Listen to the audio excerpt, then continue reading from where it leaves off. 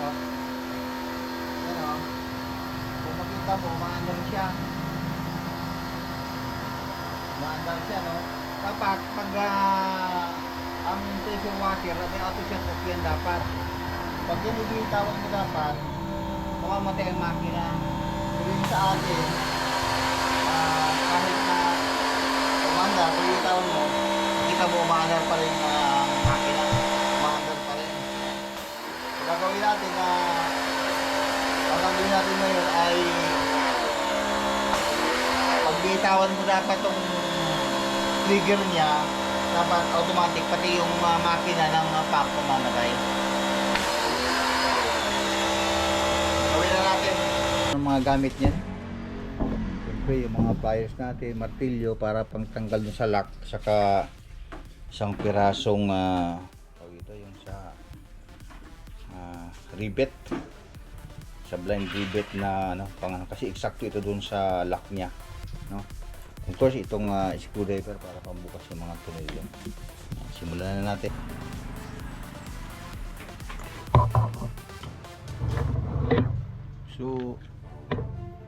So bali na tanggal na natin yung dalawa na kayakap dito, no? Tanggal na natin yung dalawa na kayakap dyan. So ito na yan siya. Dalawa kasi ang titinang ko rito eh. Number 1, yung pinaka switch niya. Kasi merong mag-trigger dapat nun para ma-switch, no? Ang nag-trigger nun ay yung ano, yung pinaka stator, ano, tawag ito. Parang actuator natin.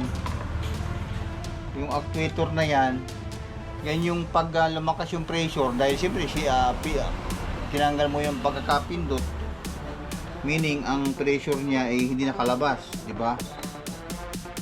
Hindi nakalabas dahil sinara mo yung parang labasan niya. Ang mangyari, mag-pressurize yan dito. Pag nag-pressurize siya, may titigil or may mag-uusling parang switch para mag-push ng switch. Papakita ko rin sa inyo. Pero ang tunay na target natin dito ay ito lang naman. Itong area ito. No? Itong sinasabi ko sa inyo na ito yung pinaka-actuator. Bali ito yung switch, no? Ngayon, pag umandar, press mo yung trigger para umandar yung tubig, lumalabas yung tubig dito. Pero once na binitawan mo ang switch niya, ang mangyayari ay titigil ang pag-agos ng tubig, masasarahan to, di ba? Karugtong doon sa pinaka baril niya.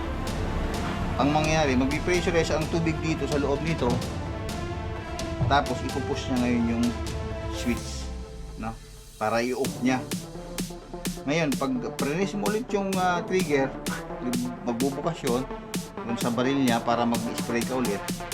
Ang mangyayari, malalabas yung tubig, mawawala yung pressure, ang babalik ngayon yung switch, naka-on siya, no? So yun ang nangyayari dyan. Okay, so mamaya tatanggalin ko to. Madali lang naman yan, kaya meron tayong pangtanggal dyan na ano, kasi meron siyang mga lock. Ito ang gagamitin natin itong ganito. Ipo-press ko yan. Pagkatapos kong ma-remove dito, i-press ko yan para yung mga lock na matanggal. Okay? Pakita ko mamaya para matester natin kung alin talaga yung sira niya, kung nag-stick na ba yung parang gumagano niya. Ito kasi yung pinaka switch, no? Papuntahin dito sa makina para magbigay ng kuryente, no? Ngayon, pag ito ay stack up na, meaning that palagi na naka-on, ilagay siya sa TV. So,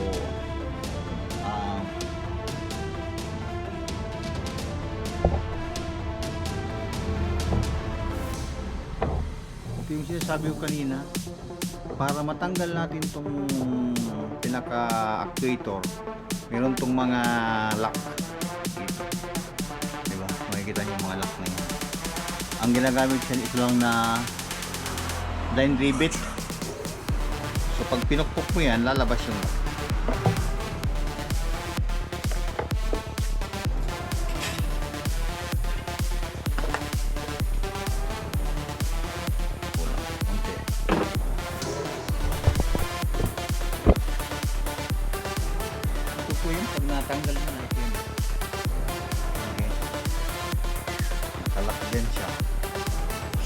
pag natanggal mo ito, tago mo lang to kasi gagamitin natin na mamaya.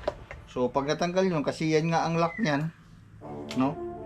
So unti-unti mo nang mababaklas yan siya.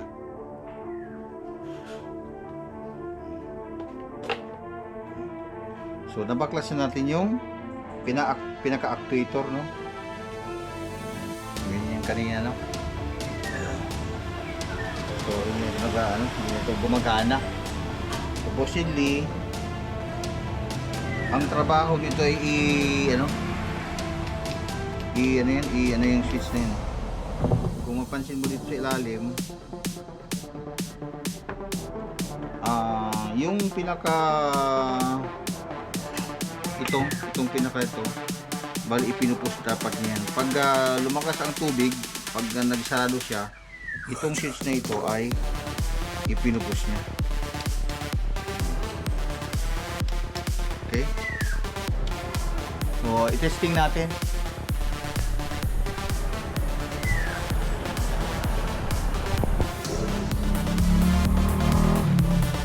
Yan, to make sure na tama yung hinala natin, na ang problema ay yung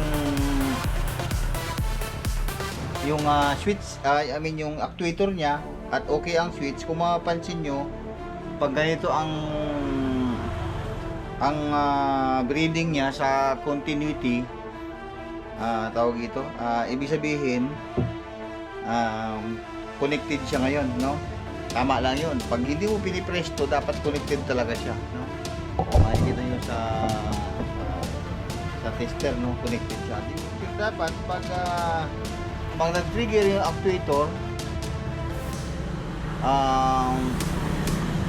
dapat mamamatay siya, magawa, no? Okay, so kailangan natin palitan to dito, nare-repair na actuator, no? So doon meron naman ito nabibili sa Lazada, so nag-order na tayo, no? Ito meron tayo na order sa Lazada na talagang para sa Kawasaki. So kung mapapansin mo, ito yung bago, ito yung luma, no? Kamukhang-kamukha yan siya, kasukat na kasukat. Importante pag nag-order kayo, talagang make sure na para sa kung anong unit ang paglalagyan nyo, yun talaga dapat, yun ang bibili nyo. Okay, kung Kawasaki HPB 302 yata itong model, itong pressure washer ko, so ito yung papalitan natin. Okay, so kung anong paraan ng pagtanggal, yun din ang pagkabit. So later ipakita ko sa inyo pag nakakabit na. I-stress ko lang po pala, no, na yung nakalagay na ganito, yung dito doon sa bago nyong bili, huwag nyo nang tatanggalin, no, kasi yun yung nakalock doon sa ano. Pinakita ko lang kanina yung pagtanggal natin dito para makita nyo ang loob na weak na yung spring nya, no.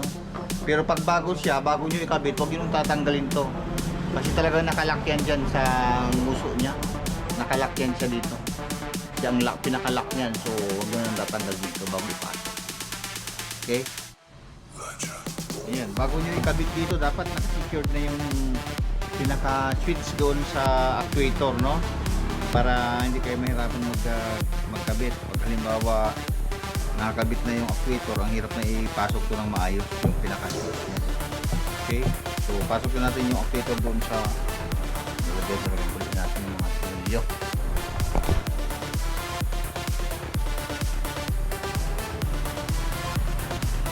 Bali magsasara na tayo, no.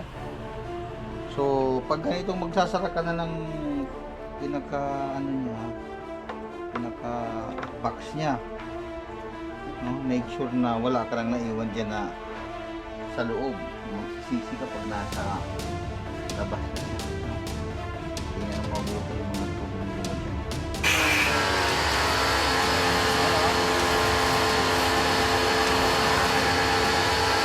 Gamit natin ngayon, bibitawan natin. Yan ang champion dyan. Pag all mo dapat, andar ulit siya. Tapos pag ayaw mo na naman, okay, yan ang purpose ng ginawa natin. Yung actuator, meaning siya yung parang pumipisil-pisil doon sa switch. Diba, BT1 hindi na nag-power to, wala nang tubig. Siyempre, nakulong yung pressure. Ngayon, pag nakulong yung pressure, siya ngayon yung tutusok doon sa switch natin, pang-iok naman niya yung makina. Okay? Ilagay mo sa ginawa natin. Makakapag-washing na tayo.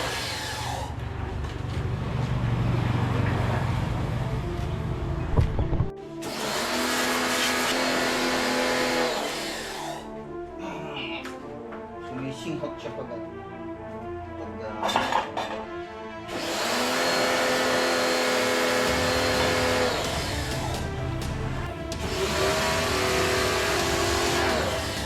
dapat buwaghag lang yung buwaghag lang yung tapo ng tubig para di na mawalang pintura o ano man ang maatagasaan sa mura lang yung yung bili ko naman 185 lang yata yung pamalit na yun. Convenient ka na, hindi ka na gahabol patay, buhay, gano'n gagawin mo sa pag walang contribute na automatic